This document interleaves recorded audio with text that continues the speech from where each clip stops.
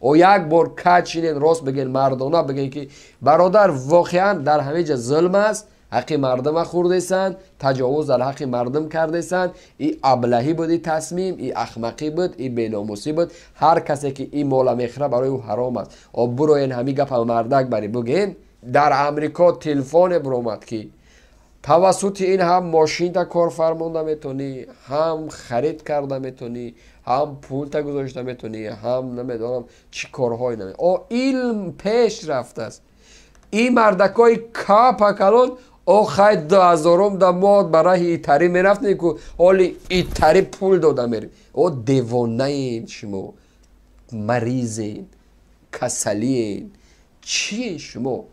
ای بچه امنیت آذوقه‌واری دیوانه ای ما برآمده است میگه که 2 سال ذخیرتون را جمع کنید. لوبیا او مردم مرغای لوبیا میخوره، نه خود جیگو جواری مکه ناسک بس سرش میره گپ زن مخاطبت بس کنیم نه کم بخی که الان لابد برای پول نداری در پایز در جیبت پول نداری که برای ولایت سوق برای همه حاضی برم ها این پول نداری باید که ولایت سوق برای چی میره؟ میره نم قدیره داد ماشینه میرفته اگه بسیار بچه که باننگ بانوموز بسیار هم میگوی که خیلی پاپتینه میبرد اگر نخواهی که گردنی کچ کردن یا خودت ماشین داری لیکن پولی راه نداری چی میره؟ میره گودم میگیری میره ماشین در زن و بچت هست دیگه 5 آدم پر هستین در آدم دیگه داتاری سرت میگیری میره همسایت سوم قرض میکنی میره یعنی در وطن خودت میره سوم قرض میکنی میره درست از وطن خودت به وطن خودت سوم قرض میکنی هیچ چه سیاست است تو خیلی برادر بیروز جون از این مطرح که همه ایمینه در همه چی گپ میزنم همه آدم که پیش در همه رای لیناباد میرفتن سالی 2005 همورا باشه دعوت کن بگند که ای برادر این یکی از برنامه های امام علی رحمانوف است بیروز جون گوش که راه خودش 450 کیلومتر بود خود ماشین قطع میگردی میدونی که سوزشواری چقدر میروه حاضی 290 کیلومتر چند کیلومتر فایده شیدگه این یک دو دیگه ما گوش که همه قراه میره که پیش در او بالای پریوال میبرومدی بین برف و بین یخ در میرفتی حاضی رای توزه خودت توی تنقل نکن صبر کن صبر کن یاد دقیقه برادر شوه ساعت 5 ساعت بیا همه کی ساعت نکه التماس هم یک گودک همه گپ هم میگه ای بچه میسی کودک تحلیل نکنه نیستی کودک باید تو گلوبال یک مردک کاپا کلون باید که موضوع را باید گلوبالی شربتی عمومی شربتی ساعتی 5 میره شعب بچه در وطن خودش حقی ساعتی 5 رفتن نداره این چی خیلی بیعقلی تحلیل است من حیران میشم او وطن خودش ساعتی 5 6 بحث سری است که یک نفر پول نداره وطن خودش رفتن نتونسته است چی خیلی شما دعوا کردستین همه آدم پیش میره که مرا پولیش میتم همه آدم پیش ما این گپ نمیشه گپ عقل منطقی نیست یکی از برنامه های رحمانوف از چیز از بومبستی کمونیکاسیونی برآوردن کشور یعنی چی از راه ها و از تاجیکستان ما با کدام راه ها توسط راه آهن پیوسته است آیا ما داریم راه آهن از دوشنبه به سوخت از دوشنبه به ختلان از دوشنبه به بدخشان از دوشنبه به نمیدونم به دیگر جا آیا ما راه آهن داریم یکی از برنامه های رحمانوف از چیز که حتی همین پیاده نکرده است در گوشی مردم اشولا میخونید در صداش بگیرم برادر همین صداش بگیر همین همون تحلیل من گوش کردن نمیخوام در گوشی مردم شما دایره میزنید بچه یکی از برنامه های رحمانوف که از بنبست کمونیکاسیونی برآوردن کشور برای ما بگن که یک نفر باید برای وطن خودش بروه پیش یک از گردنی کج کنه بروه قرض بگیره بروه فلان کار بکنه بروه فاحش چی نمود فهمش هستید عقلاتون بجای میرسه کلان بچه های کپا کلان زبانتون میبجه بگوی برادر واقعا همیجا در حق ملت ظلم است این چیز باید گفته شود در حق مردم تاجیکستان در همه بخش ظلم است حق مردم خوردستیان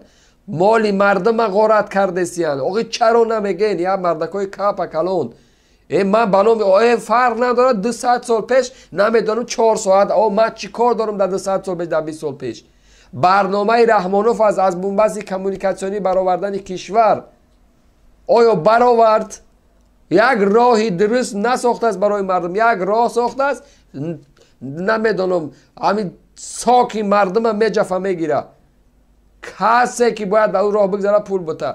آخه یک نفر نداره، یک نفر همون 50 100 سومه که دته صرف میکنه در فرزندش یک لباس میخره میره برای به پول، همون پول یک ساعت دیرتر میره اما همون پول در فرزندش صرف میکنه، همون پول در مادری مریضش صرف میکنه. او یک بار کچینین راست بگین مردانه بگین که برادر واقعا در همه جا ظلم است، حق مردم خورده‌اند، تجاوز در حق مردم کرده‌اند. این ابلهی بود، این تصمیم، این احمقی بود، این بیناموسی بود. هر کسی که این مال میخره برای او حرام است. او برو این همین گپ مردک بری بگین او دیگه این تحلیلی دیگر نداره. خیلی این 10,000 دا کسی ماشین داشت میدونیش او خیلی 10,000 گجا و 10,000 عصری 21 دا اوری برو در رادیو و تلویزیون‌های دیگر کشورها الکی نمیگن که دیروز در یکی از کشورهای بزرگ جهانی واشنگتن یا که نمیدونم لندن یا که نمیدونم پاریس رئیس جمهوری فرانسه مکرون رفت یک راه طبقه را باز کرد، یک تونل. این گپا را نمیگن. مکرون رفت با مدیر بخش اتمی مرکزی استراتژی انجینری نمیدونم فلان ملاقات کرد. دونالد ترامپ نمیدونم بایدن نمیدونم جورج بوش نمیدونم او مرکل نمیدونم او اردوغان نمیدونم هر کسی که نباشه رفت با یکی از بهترین سلاحایی که بدون نفر نمیدونم میره کارش انجام میده با او بهترین ماشین سبوگراف در ترکیه در سال 2020 ساخته شد. در امریکا یک تلفن موبیلی ساخته شد که اندازه پامیتی که داره 1 تیرابایت است، نمیدونم 10 تیرابایت است. او در امریکا تلفن برآمد که توسط این هم ماشین تا کار فرمانده میتونی، هم خرید کرده میتونی، هم پول تا گذاشته میتونی، هم نمیدونم چی کارهایی نمیدونم. او علم پیش رفته است. این مردکای کاپ کلون او خیلی 10,000 دا ماد برای ایتاری میرفت نیکو حالی ایتاری پول داده میری. او دیوانه این شما مریضین کسلین چی شما ای بچه این برنامه استراتژی راهبری کشور است یا که از امنیت آذوقه‌واری دیوانه ما برآمده است میگه که 2 سال ذخیرتون را جمع کنه لوبیا او مردم مرغ لوبیا میخوره نه خود جیگو جواری مکه نسک خلول نمیدونم گشتی چو پیازا چیکو کنه خیلی قاق کنه نمیدونم او 2 سال در 2 سال در این هوای گرمی بسیویتی در خونه یخچال نباشه خلدنیکای مخصوص نباشه او آرد بو میگیره در 2 سال تو همی از امنیتی آذوقه‌واری مردم فریب کرده گشت. این یک مرده که کاپ کلون سر سب سفید برآمده است میگه بچه 10,000 دا ما ایتاری میرفتیم حالی ایتاری پول داده میری. تو دیوانه ای، تو مریضی، تو چی تو؟ یا که اقتصاد انرژتیکی آیا ما برآمدیم ما حالا سوید نداریم، مکتب ها سوید نداره. ای بچه پولی برق ببین همه ساله 5% 10% زیاد می شود. در کشوری که پولی برق گران می شود معاش مردم همو برابر باید زیاد شود. قبل از اونه که این گران می شود باید این زیاد بشود. شما چی را نگاه دارید؟ شما کدام برنامه خطی پیش می روید؟ برنامه 4 صنعت گردانی کشور. آیا ما یک دندان چوبی عادی ما در این تاجیکستان در یگام کشور نیست؟ اوش میگه که کدو برده ترکمنستان. بچه این قد گوهرهایی که کودک همیجه موندن از او گرفته است. همین کاشقای چوبی همین قدری که زمان حضرت عمر غذا میخوردن 1400 سال پیش از او گرفته است. طبقای همین قمق چوبی کدام دوریدگر استای تروش از او گرفته است. لگنا دا پر از کرسان آش و شوربا و آخی خمیر ترش و манту, ошту, пау ҳаме чизҳоро гирифтааст, рафтааст пеши туркманбошӣ. Туркманбошӣ сан бенам кардашим, биё иро бухӯр дига. Ана самбуса, манту. Бача ту технология биги бибар, трактор бибар, велосипед бибар, масоили саноати вазбин бибар, алюминий чизои аз алюминий обеда шудааст, дек, намедонам, касрука, намедонам, манту омодакунак, намедонам, як чизҳои саноати вазбина кор кард карда омода шуда бибар.